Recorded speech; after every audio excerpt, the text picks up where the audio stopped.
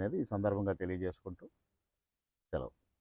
Doctor BR Ambedkar Konaseema జిల్లా you Uppalaguptam మండలం గొల్లావిల్లి జిల్లా పరిషత్ ఉన్నత పాఠశాలలో విశ్రాంతి భవిష్య నిధి కమిషనర్ అడ్వకేట్ కోనసీమ వినియోగదారుల సమైక్య సభ్యులు అద్దంకి అమరేశ్వరరావు వినియోగదారుల హక్కుల పరిరక్షణ డిజిటల్ అండ్ వర్చువల్ విధానాలపై అవగాహన సెమినార్ నిర్వహించి ప్రతిభ కనబరిచిన విద్యార్థులకు బహుమతులు అందజేశారు.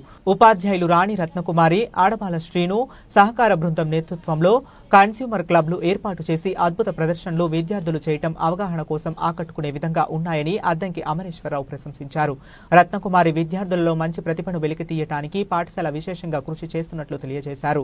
ఆడబాల శ్రీనివాసరావు మాట్లాడుతూ తాను వినియోగదారుడిగా ఒక మోసపూరిత వస్తువును కొనుగోలు కేసు విషయంలో తనకు తానుగా పోరాడి తగిన నష్టపరిహారం పొందానని తెలియజేశారు. First of all, what is consumer club? To putting in our school. Consumer club అనేది schools లో ఎందుకు పెడుతున్నారు? ఎందుకంటే స్టూడెంట్స్ కి ఒక సేఫ్ కన్స్యూమర్స్ కింద, అంటే స్టూడెంట్స్ కన్స్యూమర్ రైట్స్ గురించి చెప్పి వాళ్ళని మంచి హెల్తీ కన్స్యూమర్స్ కింద చెప్పేలా చేయాలి. అర్థమైందా?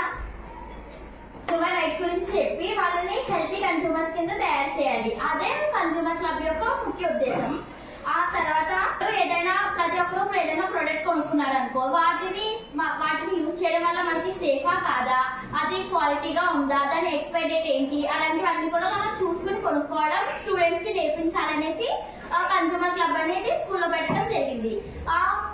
కొనుక్కుంటారు కదా మ్యానుఫ్యాక్చరర్స్, ఎక్స్పైరీ డేట్ అయిపోయింది కూడా కొనుక్కుంటారు. వాళ్ళకి ఏం తెలియకపోయినా వాళ్ళు కొనేసుకుని తినేస్తారు. వాళ్ళు దానివల్ల చాలా హెల్త్ ఇష్యూస్ అలాంటివన్నీ వస్తాయి. మ్యానుఫ్యాక్చరర్స్ చేతిలో మోసపోకుండా ఉండడానికి ఏంటి పార్లమెంట్ అనేది కొన్ని ఫస్ట్ రైట్ టు సేఫ్టీ. మనం రైట్ టు సేఫ్టీ అంటే ఏదైనా ఒక ప్రోడక్ట్ ని కొనేటప్పుడు ఆ ప్రోడక్ట్ మనం యూజ్ చేయడం వల్ల మనకి సేఫా కాదా, లేదా ఆ ప్రోడక్ట్ ని యూజ్ చేస్తే మనకి ఏమైనా డిసీజెస్ వస్తున్నాయా అని తెలుసుకునే రైట్ మనకు ఉంటుంది.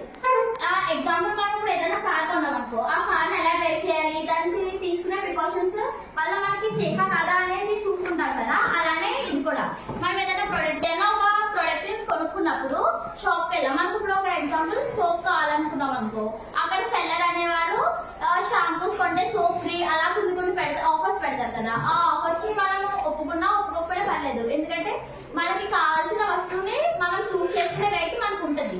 అది second right. Third right is ఎప్పుడైనా ఏదైనా ప్రోడక్ట్ కొనుక్కునేటప్పుడు అక్కడ సెల్లర్ దాని మీద కాస్ట్ కంటే ఎక్కువ కాస్ట్ చెప్పినా, మనకి ఎక్స్పైర్ అయిపోయిన ప్రోడక్ట్స్ ఇచ్చినా ఏంటి మనము కన్స్యూమర్ ఫార్మర్స్ వారికి కంప్లైంట్ చేయొచ్చు. కన్స్యూమర్ ఫార్మర్స్ వారికి కంప్లైంట్ చేసి రైట్ అనేది మనకు ఉంటుంది. Next right to inform. మనం ఏదైనప్పుడు ఆ ప్రొడక్ట్ గురించి మనకు తెలుసుకునే ప్రతి రైట్ ఉంటుంది. ఇలా ఈ మెయిన్ 4 రైట్స్ పార్లమెంట్ వాళ్ళు కొన్ని చెప్పారు. అవే ఇవి దానికి సంబంధించిన కొన్ని స్లోగన్స్ అనమాట. ఆ 4 fundamental consumer rights. First, know your rights to consume.